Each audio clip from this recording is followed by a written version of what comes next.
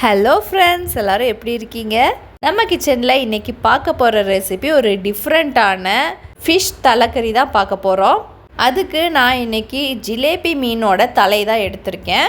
நீங்கள் பெருசாக என்ன மீன் வாங்கினாலும் அதோட தலையை மட்டும் தனியாக எடுத்து தலைக்கறி இந்த ஸ்டைலில் வச்சு பாருங்கள், ரொம்ப சூப்பராக இருக்கும். தலைக்கறி செய்கிறதுக்கு ஒரு 6லேருந்து 8 பல் பூண்டு எடுத்து உளிச்சு வச்சுக்கோங்க. ஒரு 2 பச்சை மிளகா, ஒரு சின்ன துண்டு இஞ்சி எடுத்துக்கோங்க. இப்போ இந்த 3த்தையும் நம்ம மிக்சி ஜாரில் போட்டு கொரகொரப்பாக அரைச்சி எடுத்துக்க போகிறோம்.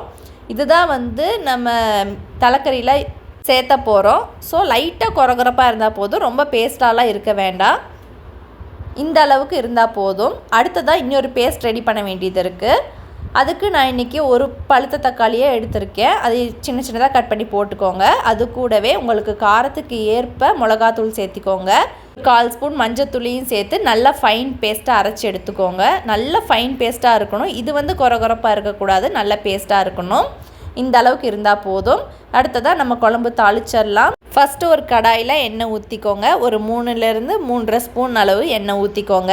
எண்ணெய் நல்லா சூடாகி வர நேரத்தில் ஒரு 1/2 ஸ்பூன் கடுகும் 1 ஸ்பூன் வெந்தயமும் சேர்த்திக்கோங்க. வெந்தயம் நல்லா ப்ரௌன் ஆகணும்.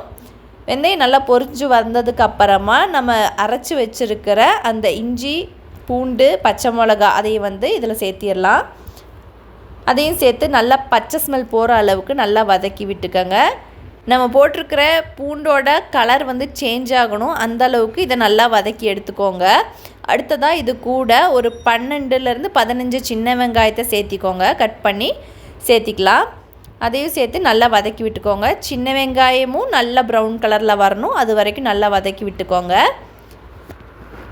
இப்போ ஒரு அளவுக்கு சின்ன வெங்காயம் கலர் சேஞ்ச் ஆகி வந்திருக்கு. இந்த ஸ்டேஜில் நம்ம அரைச்சி வச்சுருக்கிற அந்த பேஸ்ட்டை இது கூட ஊற்றிடலாம். அதையும் ஊற்றி ஒரு டைம் நல்லா மிக்ஸ் பண்ணி விட்டுக்கோங்க. அது கூடவே அந்த மிக்ஸி ஜாரை அப்படியே லைட்டாக கொஞ்சம் தண்ணி ஊற்றி இது கூட சேர்த்திக்கோங்க. இப்போ நம்ம ஊற்றி இருக்கிற அந்த தக்காளி பேஸ்ட்டு நல்லா சுருங்கி வரணும். இப்போ இந்த தக்காளி பேஸ்ட்டு நல்லா வத்திருச்சு. இந்த ஸ்டேஜில் நம்ம 2 ஸ்பூன் மல்லித்தூள் சேர்த்திக்கலாம். இது எதுக்கு அப்படின்னா கிரேவி நமக்கு கொஞ்சம் கெட்டியாக இருக்கும். மல்லித்தூள் நீங்கள் ஸ்கிப் பண்ணிட்டீங்க அப்படின்னா உங்களுக்கு டேஸ்ட் அதே மாதிரி தான் இருக்கும், ஆனால் திக்னஸ் கிடைக்காது. மல்லித்தூளையும் போட்டு நல்லா இலக்கி விட்டுக்கோங்க. இப்போ உங்களுக்கு கிரேவி எந்த அளவுக்கு வேணுங்கிறத பொறுத்து நீங்கள் அந்தளவுக்கு தண்ணி ஊற்றிக்கலாம். நான் இன்றைக்கி ஒரு 3/4 கிளாஸ் அளவு தண்ணி ஊற்றிக்கிறேன். இப்போ கறி நல்லா கொதித்து வந்துட்டுருக்கு. இந்த ஸ்டேஜில் நம்ம புளி கரைச்சி அதை ஊற்றிக்கலாம். ஒரு லெமன் சைஸ் புளியை கரைச்சி அதையும் இது கூட சேர்த்திக்கோங்க. புளி ஊற்றின கையோடு நீங்கள் மீன் தலையை உள்ளே போட்டுருங்க.